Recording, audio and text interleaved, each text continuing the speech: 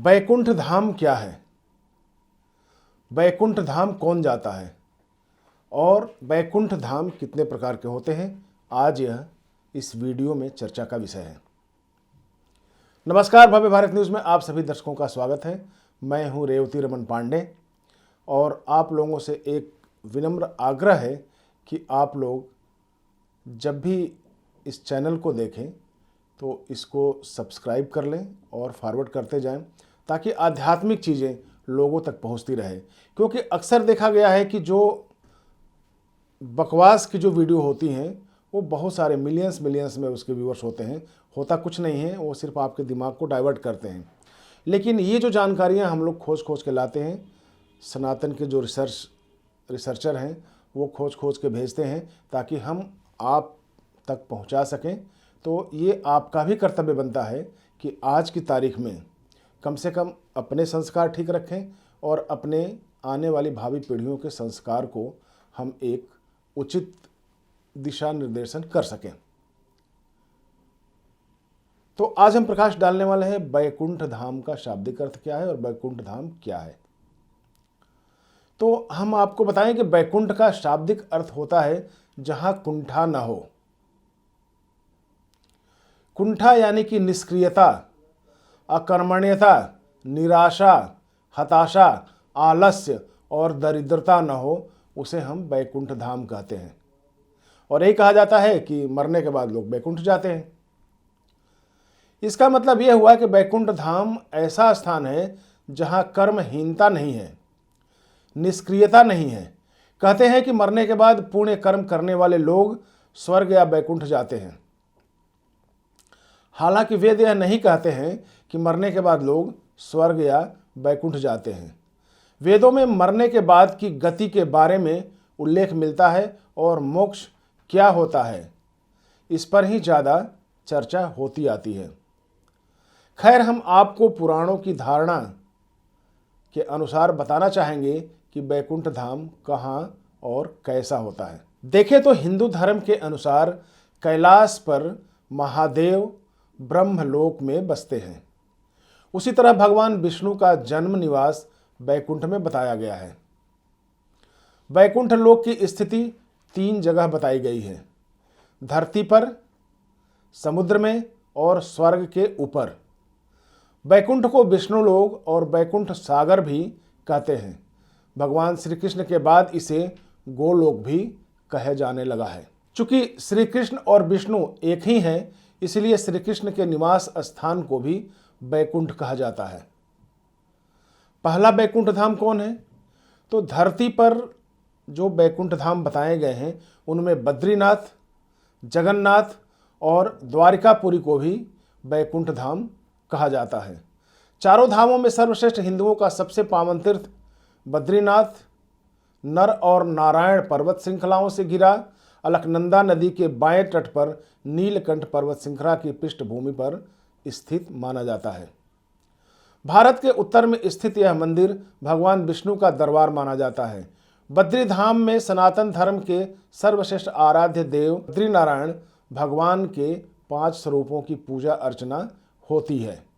विष्णु के इन 5 रूपों को पंचबद्री के नाम से जाना जाता है: श्री विशाल बद्री, श्री योगध्यान बद्री, श्री भविष्य बद्री, श्री वृद्ध बद्री और श्री आदि बद्री के नाम से इन पांचों को जाना जाता है। बद्रीनाथ के अलावा द्वारिका और जगन्नाथपुरी को भी बैकुंठ धाम कहा जाता है।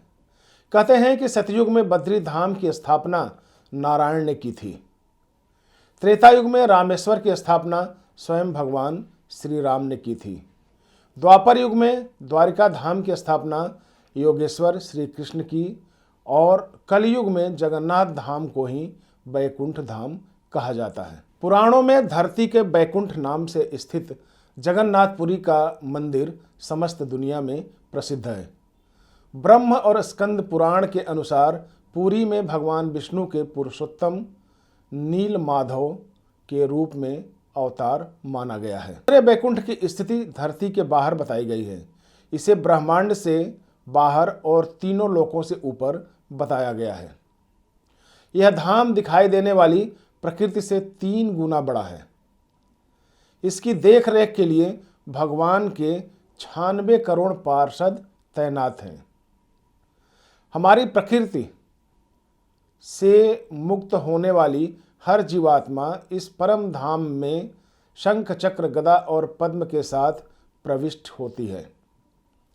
वहाँ से वह जीवात्मा फिर कभी भी वापस नहीं आती। यहाँ श्री विष्णु अपनी 4 पटरानियों श्रीदेवी, भूदेवी, नीला और महालक्ष्मी के साथ निवास करते हैं, ऐसा बताया गया है। इसी बैकुंठ के बारे में कहा जाता है कि मरने के बाद विष्णु भक्त पुण्यात्मा यहाँ पहुँच जाती है। पुराणों के अनुसार इस बैकुंठ की स्थिति हमारे ब्रह्मांड के परे है, यानी कि ब्रह्मांड से ऊपर बताया गया है।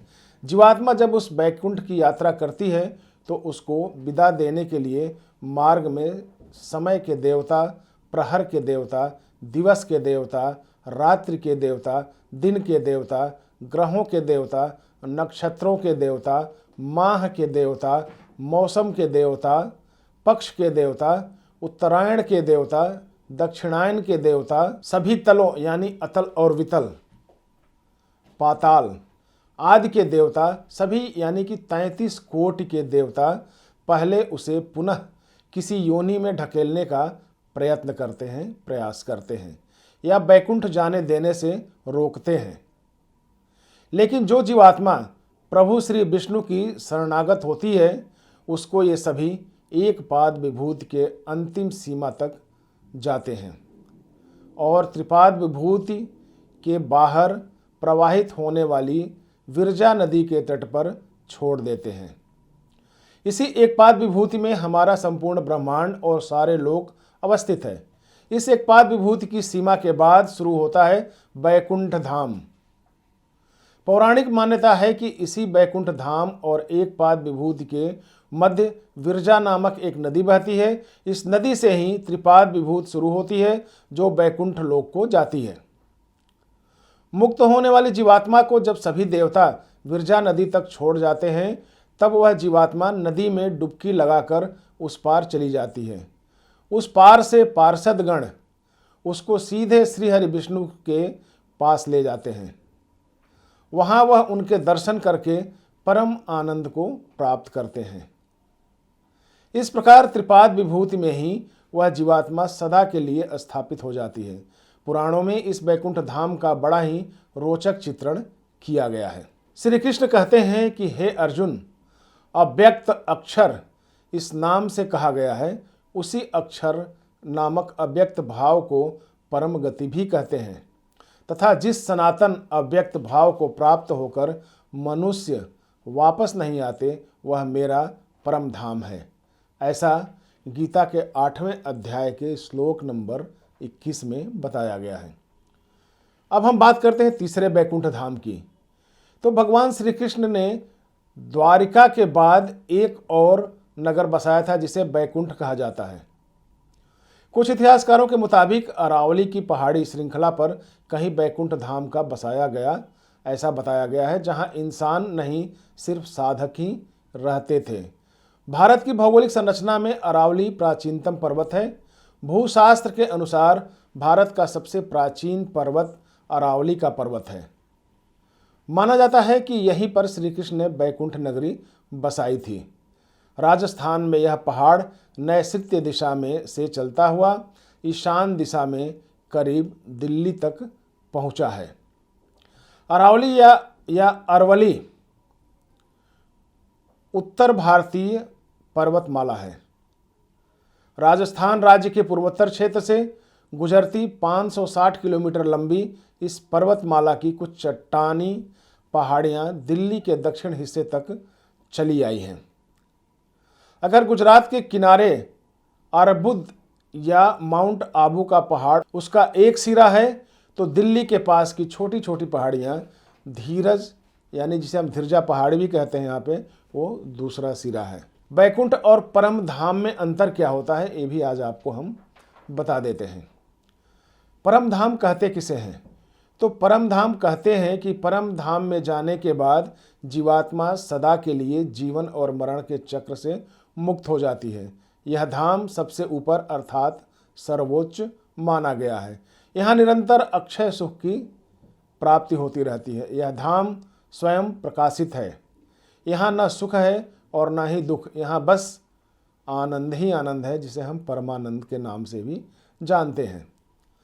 वैकुंठ धाम मान्यता है कि इस धाम में जीवात्मा कुछ काल के लिए आनंद और सुख को प्राप्त करती है, लेकिन सुख भोगने के बाद उसे पुनः मृत्युलोक में आना पड़ता है। इस स्थान को स्वर्ग से ऊपर बताया गया है। वैकुंठ के ऊपर कैलाश पर्वत है। वैकुंठ को सूर्य और चंद्र प्रकाशित करते हैं। यहाँ गौर करें तो यह विष्णु का बद्रीनाथ धाम हो सकता है, ऐसा ज्ञानियों का कहना है। आपने 4 धामों के नाम तो सुने होंगे: बद्रीनाथ, द्वारिका, जगन्नाथ और रामेश्वरम। इसमें से बद्री धाम भगवान विष्णु का धाम है। मान्यता के अनुसार इसे भी वैकुंठ धाम कहा जाता है। यह जगत पालक भगवान विष्णु का वास होकर पुण्य, सुख और शांति का लोक माना जाता है। श्री कृष्ण कहते हैं कि हे अर्जुन, जिस परम पद को प्राप्त होकर मनुष्य लौटकर संसार में नहीं आते, उस स्वयं प्रकाश परम पद को न सूर्य प्रकाशित कर सकता है, न चंद्रमा और न ही अग्नि। वही मेरा परम धाम है। ऐसा उन्होंने गीता के 15वें अध्याय के 6ठे श्लोक में बताया है। फिर कहते हैं कि हे अर्जुन, ब्रह्मलोक सहित सभी लोक पुनरावर्ती हैं, परंतु हे कुंती पुत्र, मुझको प्राप्त होकर पुनर्जन्म नहीं होता, क्योंकि मैं कालातीत हूँ और ये सब ब्रह्मादि के लोक काल द्वारा सीमित होने से अनित्य है। तो यह कुछ रही वेद शास्त्रों और उपनिषदों की बातें, जो निश्चित तौर पे आपको यह जानने में सहायता करेगी कि वैकुंठ धाम वास्तव में होता क्या है और इनमें किस तरह की गतिविधियां होती है और किस तरह के लोग इस परम गति को प्राप्त होते हैं। आज के इस एपिसोड में इतना ही। अगले एपिसोड में फिर मिलेंगे। तब तक के लिए नमस्कार।